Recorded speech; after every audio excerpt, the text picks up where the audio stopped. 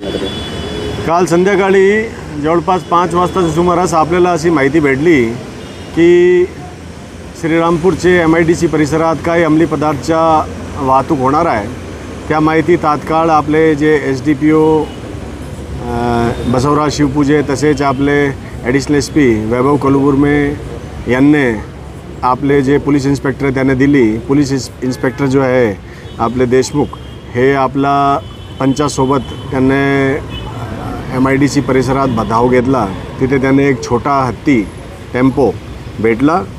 ते छोटा हत्ती जो टेम्पो होता त्यांचे यांनी खात्री केली तो त्यांच्यामध्ये जवळपास 21 गोणी अंमली पदार्थाचा साठा भेटला।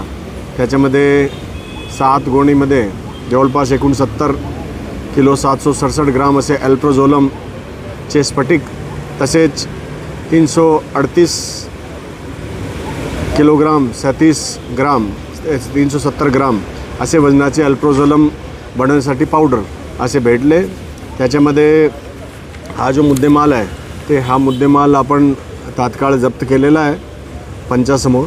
तसेच यांच्यामध्ये आपण श्रीरामपूर शहर पोलीस स्टेशनमध्ये FIR नंबर 499/2025 अंतर्गत धारा 8 क 22 क 29 NDPS ॲक्ट 1985 खाली दर्ज केलेला आहे।